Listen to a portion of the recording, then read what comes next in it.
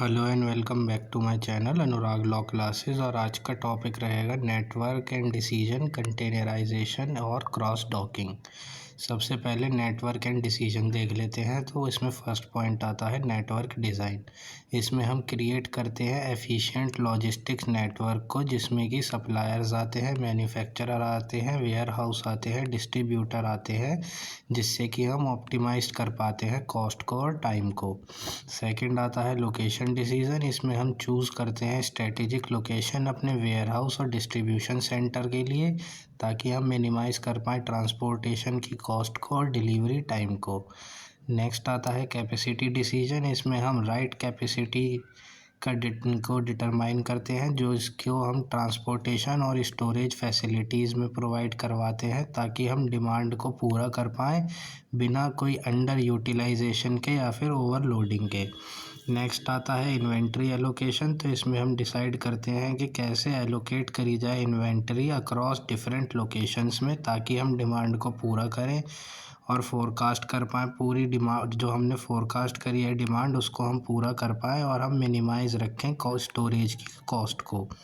Next आता है राउट optimisation. तो इसमें हम आइडेंटिफाई करते हैं बेस्ट राउट ट्रांसपोर्टेशन के लिए, और हम फैक्टर्स को कंसीडर करते हैं जैसे कि डिस्टेंस, ट्रैफिक, फ्यूल कॉस्ट, जिससे कि हम इम्प्रूव कर पाएँ एफिशिएंसी। नेक्स्ट आता है टेक्नोलॉजी इंटीग्रेशन। तो इसमें हम डेटा एनालिटिक्स और रियल टाइम ट्रैकिंग टूल्स का इस्तेमाल करते हैं, ताकि हम अपने डिसीजन मेकिंग को सपोर्ट कर पाएँ, जो कि लॉजिस्टिक्स और ऑप्टिमाइज परफॉर्मेंस से जुड़े हुए होते हैं।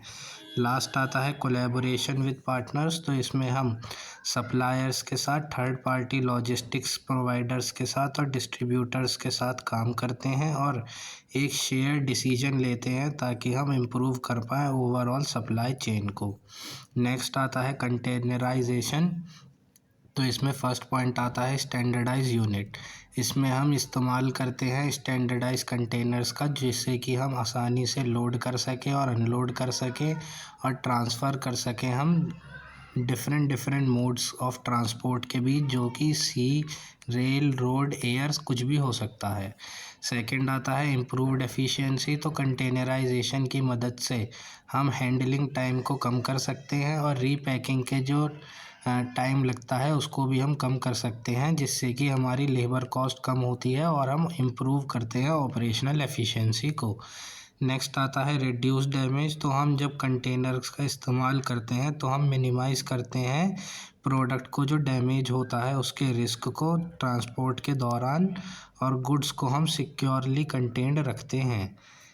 फोर्थ आता है सिक्योरिटी। तो कंटेनर्स प्रोवाइड करते हैं ज़्यादा सिक्योरिटी गुड्स को ट्रांजिट के दौरान, और ये रिस्क भी कम कर देते हैं थेफ्ट और पाइपलाइफरेज का। फिफ्थ आता है कॉस्ट इफ़ेक्टिव। तो हम इनेबल करते हैं बल्क ट्रांसपोर्टेशन को और मैक्सिमाइज़ करते हैं हम अपने स्पेस के यूज़ को। कंटेनराइजेशन मदद करता है कि हम रिड्यूस कर पाएँ ओवरऑल ट्रांसपोर्टेशन की कॉस्ट को। नेक्स्ट आता है फैसिलिटेशन ऑफ ग्लोबल ट्रेड। तो कंटेनराइजेशन हमें इनेबल करता है कि हम सीमलेस इंटरनेशनल ट्रेड कर पाएँ। ये सिंप्लीफाई करता है लॉजिस्टिक्स को और रिड्यूस करता है लीड टाइम को। लास्ट आता है एनवायरमेंटल इम्पैक्ट। तो कंटेनराइजेशन ऑप्टिमाइज करता है स्पेस को, रिड्यूस करता है नंबर ऑफ़ ट्रिप्स को जो कि रिक्वायर्ड होती हैं, जिससे कि कम कार्बन फुटप्रिंट और कम कार्बन एमिशन होता है। नेक्स्ट हमारा टॉपिक आता है क्रॉस डॉकिंग। तो क्रॉस डॉकिंग की डेफिनेशन देख लेते हैं। ये एक प्रैक्टिस होती है जिसमें कि हम अनलोड करते हैं प्रोडक्ट को इनबाउंड ट्रक्स के ऊपर, और ताकि हम इमीडिएटली उन्हें लोड कर पाएँ आउटबाउंड ट्रक्स के ऊपर, जिससे कि हमारे को कम मिनिमल और नो स्टोरेज की ज़रूरत रहे।